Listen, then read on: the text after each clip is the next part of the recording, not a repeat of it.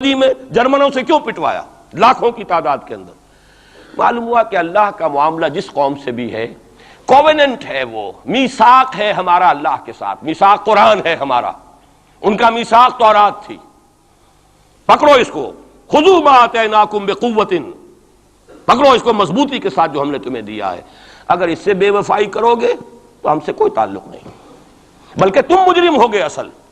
باقی لوگوں کے پاس تو کتاب ہے نہیں، شریعت ہے نہیں، دین ہے نہیں، ان کو تو پہنچانا تمہارے ذمہ تھا، تم تو ان کو کیا پہنچاتے، خود اس سے بے وفائی کر بیٹھے ہو۔ لہذا ساری دنیا کی گمراہی کی ذمہ داری بھی تمہارے کندھوں پر ہے۔ یہ ہے وہ جرم جس کی بنا پر سزا ملے گی، سزا کے مستحق ہیں ہم، اور ہم میں سب سے بڑھ کر عرب ہیں جن کی مادری زبان عربی ہے، جن کو صرف نحو پڑھنے کی ضرورت نہیں قرآن سمجھنے کے لیے، وہ تو از دل خیزت بر دل ریزت، براہ راست کمیونیکیشن قرآن سے ہو رہی ہے۔ وہ بے وفائی کریں تو ظاہر بات ہے مہا مجرم وہ ہیں۔ لیکن پھر غیر عرب مسلمانوں میں اس وقت روئے ارضی پر سب سے بڑی مجرم قوم 10 کروڑ مغربی پاکستانی ہے۔ یہ میں ڈنکے کی چوٹ کہہ رہا ہوں اور بہت عرصے سے کہہ رہا ہوں، اس لیے کہ ہم وہ لوگ ہیں کہ جنہوں نے اسلام کے نام پر ملک بنایا۔ کوئی ملک دوسرا دنیا میں اس وقت اسلام کے نام پر نہیں بنا۔ ہم وہ لوگ ہیں پاکستان بنانے کے لیے لاکھوں جانیں مسلمانوں کی کلمہ گوؤں کی گئیں اور ہزاروں عصمتیں لوٹیں، اور نہ معلوم کتنی مسلمان لڑکیاں اور عورتیں جو ہے رہ گئیں پھر بھی ہمیشہ ہی سکھوں کے پاس، اور وہ آئی نہیں پاکستان اس اسلام کے نام پر۔ اور کیا کیا ہے ہم نے؟ 46 برس ہو گئے، اس کہاں اسلام ہوا؟ لہذا اس سے بڑی مجرم قوم عربوں کے بعد ہم یہ کہہ سکتے ہیں ہمارا عام آدمی قرآن نہیں پڑھتا، قرآن جانتا نہیں، ٹھیک ہے، اپلی ہے کچھ نہ کچھ، اس اعتبار سے ان کے بعد نمبر ہمارا ہے، لیکن باقی پوری دنیا کے مسلمانوں سے بڑھ کر مجرم ہم۔ اور ہم اصل میں نہ صرف یہ کہ خود اپنے حصے کے مجرم ہیں، بھارت کے مسلمانوں کا بھی سارا وبال ہماری گردن پر ہے۔ آج میں چاہتا ہوں کہ اس کو آپ اچھی طرح نوٹ کر لیں۔ بھارت کے مسلمانوں نے، جسے آپ فرض کفایہ کہتے ہیں، نماز جنازہ فرض کفایہ، چند لوگوں نے بھی کسی مسلمان کی نماز پڑھ لی تو سب کی طرف سے ادا ہوگی، کسی نے بھی نہیں پڑھی تو سب مجرم ہو جائیں گے، بستی کے سب لوگ مجرم ہوں گے۔ بھارت کے مسلمانوں نے فرض کفایہ ادا کیا جب پاکستان بنوا دیا آپ کو، اور اس کی قیمت آج بھی وہ دے رہے ہیں، کھلے نعرے لگ رہے ہیں مسلمان کے 2 استھان، پاکستان یا قبرستان، تیسرا کوئی جگہ نہیں۔ ڈنکے کی چوٹ کہا بابری مسجد کے بعد ایل کے اڈوانی نے، ہم ساری مسجدیں گرا دیں گے ہندوستان کے اندر، کوئی مسجد باقی نہیں چھوڑے۔ ڈنکے کی چوٹ، اعلانیہ، یہ سب کچھ ہو رہا، اور یہ نعرے تو نہ معلوم کب سے لگ رہے ہیں، اور نہ معلوم کب سے میں یہاں ان مسجدوں کے اندر بھی اور اپنی تقریروں میں وارن کرتا رہا ہوں کہ کیا وہاں ہو رہا ہے، لیکن ہمارے تو کان پر جوں نہیں ریگتی۔ ہمارے تو وہی دھندے ہیں، وہی کاروبار ہے، اپنا بزنس ہے، اس کے سارے مسئلے ہیں، اس کی اپنی بلڈنگیں ہیں، اپنی موٹریں ہیں، اپنے ٹیلی ویژن ہیں، اپنے کئی کورسز کے ڈنرز ہیں۔ اللہ خیر صلی اللہ، ہمیں بحث کیا اسلام سے؟ تو بتائیے ہم سے بڑا مجرم کون ہوگا؟ آج جو کچھ ہندوستانی مسلمان پر بیت رہی ہے اس کا جرم ہمارے کندھے پر ہے۔ یہ میں جذباتی انداز میں نہیں کہہ رہا، میں تو 2 اور 2 4 کی طرح ثابت کر سکتا ہوں۔ انہوں نے فرض کفایہ ادا کر دیا، اور اس وقت یاد کیجئے مولانا ابوالکلام آزاد، مولانا مدنی، جمعیت علماء ہند کے علماء اپنے تقدس اور اپنے تدین اور اپنے تقوی کے اعتبار سے انکویسچنیبل، کوئی شک و شبہ نہیں ہو سکتا ان کی نیت پر اور ان کے تقوی پر اور کردار پر۔ انہوں نے کیا کہا تھا؟ یہی کہا تھا کہ یہ پاکستان بنا کر تم مسلمانان ہند کو 3 حصوں میں تقسیم کر دو گے۔ 3 میں کہا تھا، 2 میں نہیں، 3 میں۔ حالانکہ بظاہر تو ایک پاکستان بن رہا تھا نا، لیکن یہ مولانا ابوالکلام آزاد کے الفاظ تھے کہ 25 برس سے زیادہ یہ 2 خطے یکجا نہیں رہ سکتے، اور 25 برس کیا، 24.25 برس میں ٹوٹ گیا پاکستان، 25 برس پورے نہیں ہوئے، اور ان کے الفاظ تھے یہ کہ 25 برس سے زائد جمع نہیں رہ سکتے، 24.25 برس میں ختم ہو گیا۔ 16 دسمبر 1970 کو پاکستان ختم ہو گیا کہ نہیں ہو، 71 کو۔ بہرحال نوٹ کرنے کی بات ہے، ہم نے کیا کہا تھا؟ میں بھی مسلم لیگی تھا، میں نے بھی نعرے لگائے ہیں، چاہے غیر شعوری دور تھا، ہائی اسکول سٹوڈنٹ تھا۔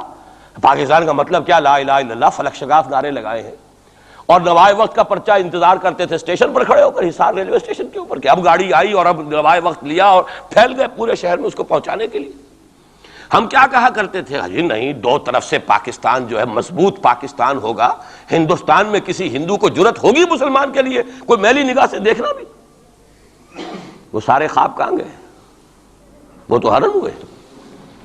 وہ دو طرف کا جفا تھا وہ تو ختم ہوا، اس لیے کہ وہ زنبور تو اب رہا ہی نہیں، وہ تو کھل گئی، نوٹ ہی ختم ہوئی وہ مشرقی پاکستان۔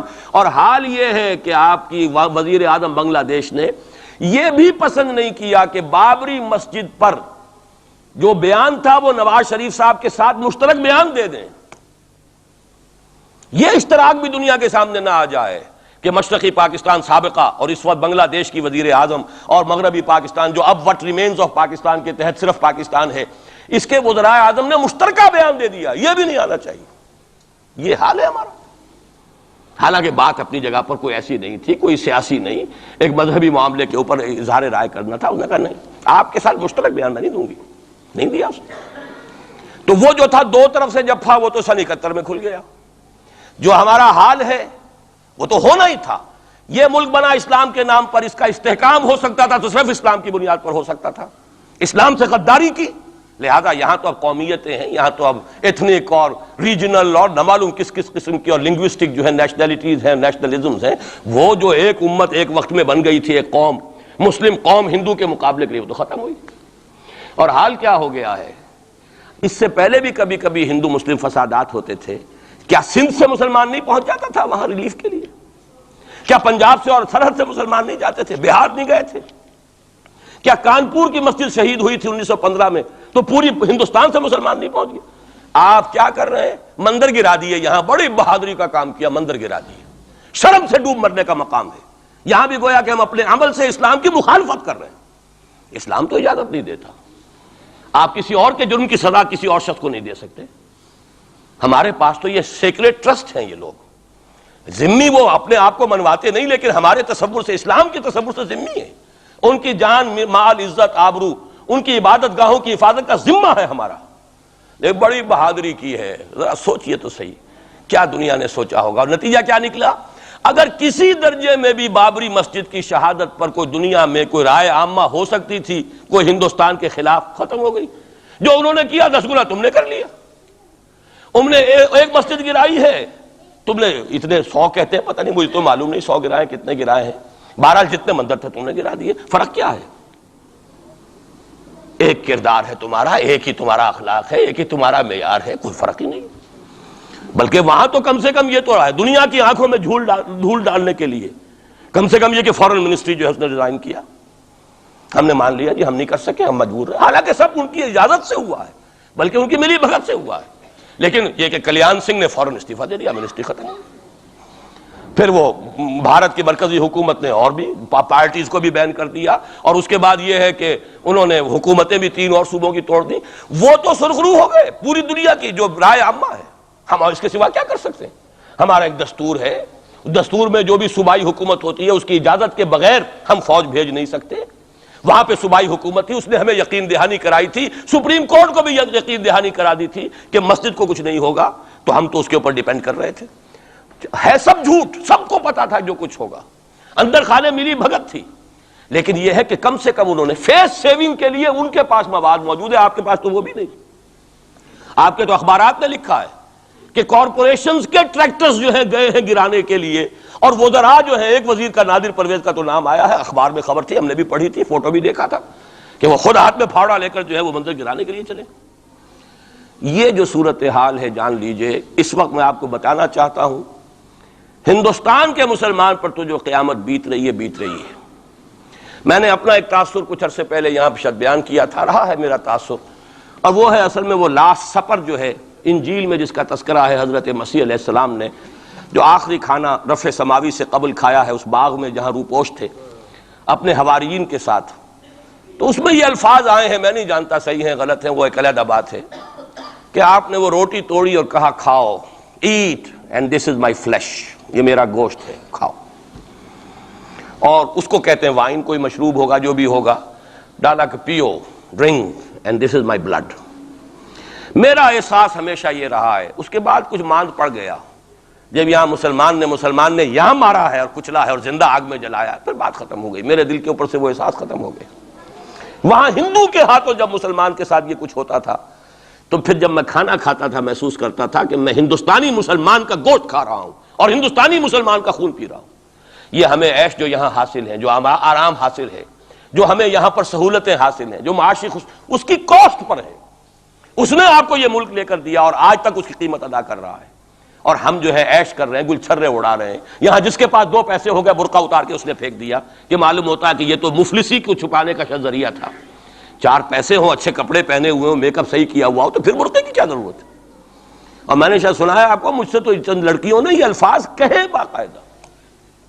میں جب پریکٹس کرتا تھا لاہور میں کرشن نگر میں، تو ایک گھرانے کی، اور مجھے معلوم ہوا کہ ان کے والد انتہائی نیک تہجد گزار. کئی لڑکیاں تھیں بہنیں، ایک ہی تقریباً عمر 200 سے 1.5 سال کی. کبھی وہ آتی تھی کلینک میں میرے تو برقعے سمیت، کبھی آ رہے ہیں تو بغیر برقعے کے. تو میں نے پوچھا یہ کیا تماشا ہے آپ لوگوں کا، کبھی بغیر برقعے کے کبھی برقعے سمیت.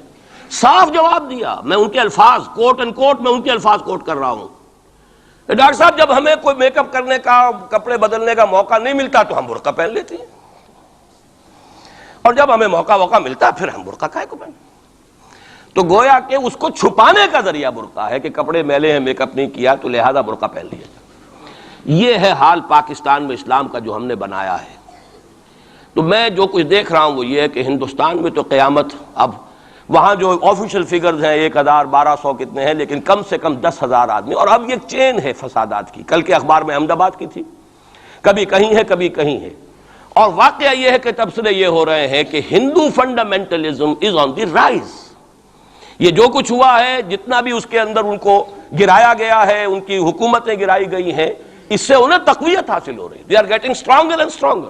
کانگریس کے لیے اب اپنی جو ہے جان بچانی مشکل ہے، اور اس وقت سب سے بڑا ان کے لیے جو ہو گیا وہ یہ ہے کہ وہ کمیونسٹوں کی سپورٹ کے بغیر چل نہیں سکتے. اور کمیونسٹ جو ہے وہ ان کی جو اس وقت وہ امریکہ کے زیر اثر جو اپنی اکنامک پالیسیز چینج کر رہے ہیں اس کا ساتھ دینے کو تیار نہیں. تو یہ ڈائلیما ہے. جبکہ ادھر جو ہے وہ بالکل جو ہندو ذہن ہے وہاں کا ریوائولسٹ ذہن وہ پوری طریقے سے قائم.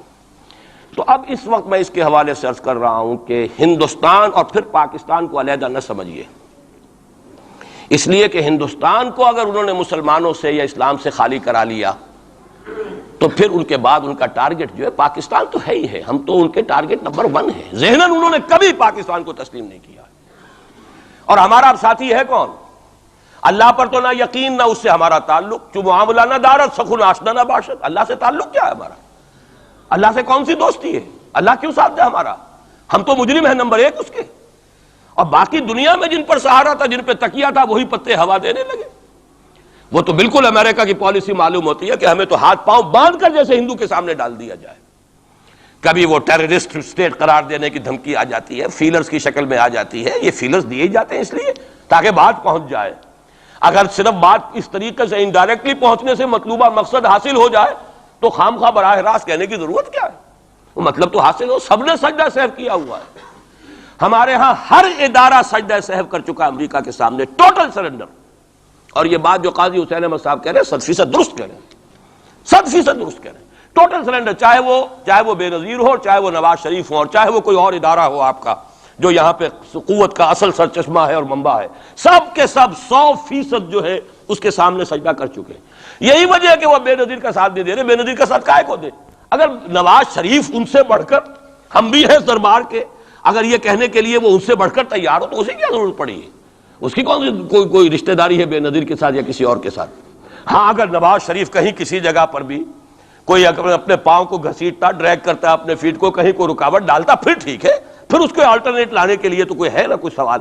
لیکن جب وہ ان سے بڑھ کر نیاز مند ہوں، ان سے زیادہ بڑھ کر سجدہ کرنے کو تیار ہوں، ان سے بڑھ کر کہیں ہم شریعت کوڈ ہی کو اٹھا کے پھینک دیں گے اگر سود کا معاملہ جو ہے شریعت کوڈ کے حوالے سے ہمارے لیے مصیبت بنا، سود تو دیں گے، چلے گا، لائیے خدا کے لیے لائیے، پیسہ لے کے آئیے، ہمارے ملک میں آئیے، پیسہ لگائیے. اور یہ سود وود کا یہ کوئی مولوی لوگ ہیں پاگل جو کہتے ہیں کہ یہ کوئی حرام ہے، اور کوئی پاگل ہمارے شاید وہ کورٹ والے بیٹھے ہوئے تھے جنہوں نے اسے کہہ دیا کہ بینک انٹرسٹ بھی جو ہے ربا ہے. باقی آپ ہم سے کوئی ڈر نہ رکھیے. میرے اسلام کو اب قصہ ماضی سمجھو، ہنس کے وہ مس بولی کہ پھر مجھ کو بھی راضی سمجھو. سیدھی بات ہے. جھگڑا تو اسلام سے تمہارے سے تو نہیں، نہ بے نظیر سے جھگڑا ہے اور نہ نواز شریف سے جھگڑا ہے، جھگڑا اسلام سے. اس حوالے سے بہت برا وقت آ رہا ہے. اور اس میں ایک پہلو میں اور چاہتا ہوں کہ آپ حضرات کے سامنے بیان کر دوں. پوری دنیا میں تو فنڈامنٹلسٹ مشہور ہو گیا مسلمان، پوری دنیا کا ذرائع ابلاغ لگے ہوئے ہیں. اصل فنڈامنٹلزم جو ہے، بلکہ 2 باتیں عرض کر دوں، ریشزم پوری دنیا میں بدنام، گالی، اور اصل ریشسٹ ملک اسرائیل، اسے کوئی کچھ نہیں کہتا، اس لیے کہ وہ مذہبی ریاست نہیں ہے، وہ تو بلکہ یہودیت ہے ہی نسلی مذہب۔ ساؤتھ افریقہ کیا ہوگا، کوئی نسل پرست قوم یا نسل پرست ملک، وہ تو کچھ بھی نہیں تھا۔ اصل جو نسل پرست ہیں وہ تو یہودی ہیں، انہیں کوئی کچھ نہیں کہہ رہا۔ ریشسٹ وہ فنڈامنٹلزم اصل جو چلا ہے وہ ہندوستان میں چلا ہے، بدنام پوری دنیا میں مسلمان ہو گیا۔ لیکن اب اس کا میں بلیم نہ امریکہ کو دے سکتا ہوں نہ کسی اور کو، یہ تو اے باد سبا ہم آوردہ توستی، ہمارا اپنا کیا دھرا ہے۔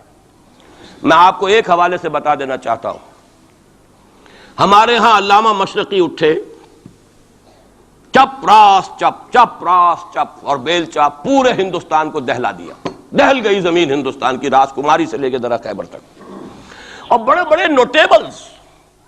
یہ تحریک اتنی عظیم تھی، اتنی آرگنائز تھی، آپ کو معلوم ہے یہ تالپور برادران جو ہے، دونوں بھائی جو تھے یہ خاکسار تھے، بڑے بڑے لوگ سندھ میں، فرنٹیئر میں، پنجاب میں، ہر جگہ پر، اور ایسی زبردست آرگنائزیشن بالکل ملٹری والی، ان کے سارے قواعد ملٹری کے۔ لیکن ہوا کیا، آر ایس ایس 1925 میں قائم ہوئی ہے، اسی کے رد عمل میں ہندو سویا ہوا تھا، انہوں نے دیکھا یہ مسئلہ اٹھ گیا ہے، اور اتنا زبردست اٹھ گیا ہے، اس زور شور کے ساتھ اٹھ گیا ہے، اس کی چپ راس جو ہے وہ زمین جو ہے لرز رہی ہے، اس سے تو اٹھنا پڑے گا نا۔